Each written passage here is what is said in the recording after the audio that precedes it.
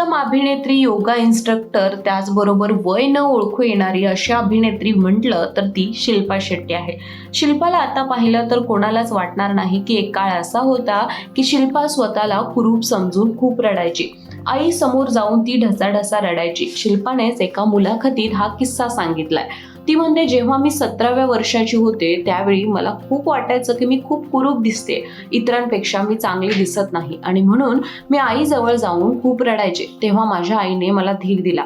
आईने मला अगली डकची कहाणी सांगितली आणि या कहाणीनेच मी प्रेरित झाले. आता पाहायला गेलं तर मला अनेक महिलांना हेच सांगावंसं वाटतं की तुम्ही जशा आहात तशा ॲक्सेप्ट तर कराच, पण सोबतच तुम्ही वर्कआउट करून, योगा करून किंवा कोणतीही गोष्ट करून ज्यामुळे तुम्हाला वाटते की तुम्ही खरंच सुंदर दिसाल, या गोष्टी निश्चितच करा. तुम्ही पुढे या, तुमच्यासाठी जिवंत राहा, जगा आणि तुमचं आयुष्य मनमुराद जगताना आपल्या सुंदरतेला जपायला शिका.